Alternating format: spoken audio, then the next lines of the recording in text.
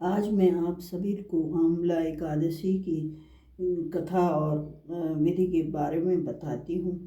फाल्गुन मास के शुक्ल पक्ष की एकादशी को अम्ला एकादशी कहते हैं। आंवलकी यानी आंवला को शास्त्रों में श्रेष्ठ स्थान प्राप्त है, इसलिए इसे आंवला एकादशी या रंग भरी एकादशी भी कहते हैं। विष्णु जी ने जब सृष्टि की रचना के लिए ब्रह्मा को जन्म दिया, उसी समय उन्होंने आंवले के वृक्ष को जन्म दिया। आंवले को भगवान विष्णु ने आदि वृक्ष के रूप में प्रतिष्ठित किया है। इसके हर अंग में ईश्वर का स्थान माना गया है।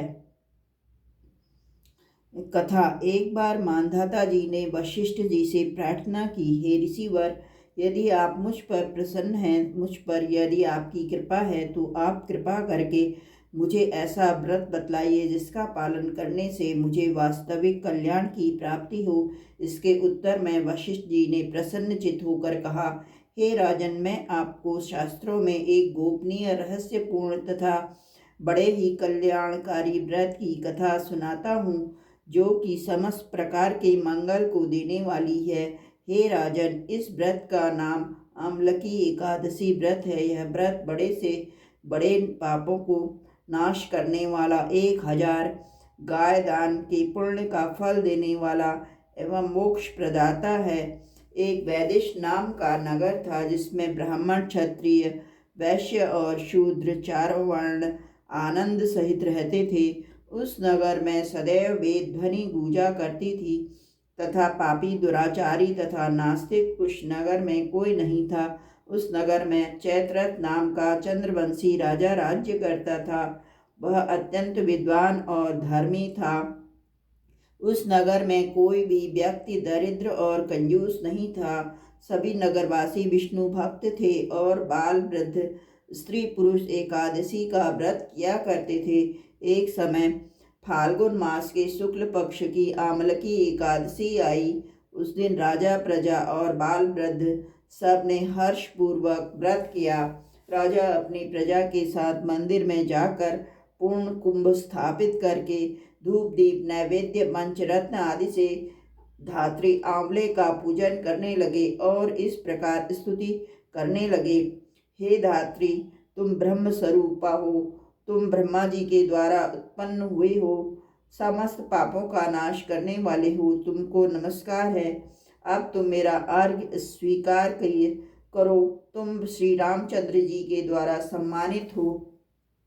मैं आपकी प्रार्थना करता हूँ, अतः आप मेरे समस्त पापों का नाश करो। उस मंदिर में सबने रात्रि को जागरण किया। रात्रि के समय वहाँ एक शिकारी आया, जो अत्यंत पापी और दुराचारी था। वह अपने कुटुंब का पालन जीव हत्या करके किया करता था। भूख और प्यास से अत्यंत व्याकुल वह शिकारी इस जागरण को देखने के लिए मंदिर के एक कोने में बैठ गया और विष्णु भगवान तथा एकादशी महात्म्य की कथा सुनने लगा। इस प्रकार अन्य मनुष्यों की भांति उसने भी सारी रात जाग कर बिता दी। प्रातःकाल होते ही सब लोग अपने घर को चले गए, तो शिकारी भी अपने घर चला गया। घर जाकर उसने भोजन किया। कुछ समय बीतने के पश्चात उस शिकारी की मृत्यु हो गई।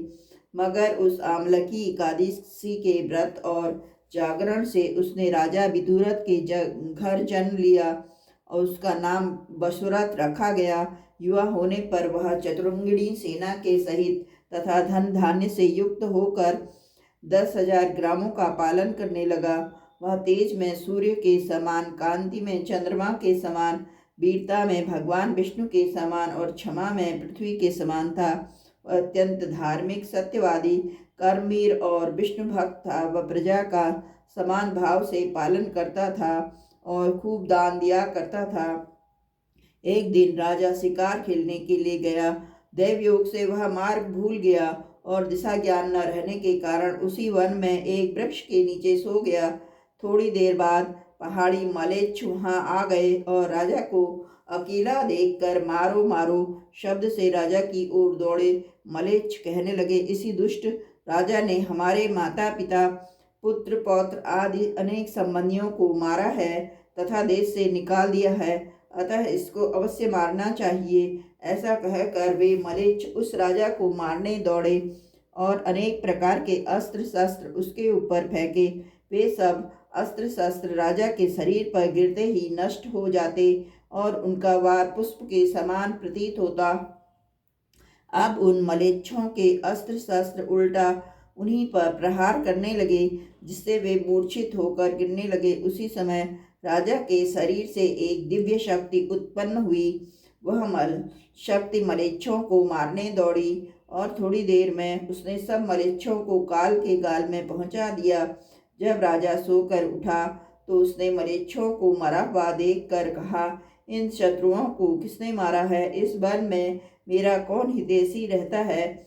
वह ऐसा विचार कर ही रहा था कि आकाशवाणी हुई, हे राजा, इस संसार में भगवान विष्णु के अतिरिक्त कौन तेरी सहायता कर सकता है?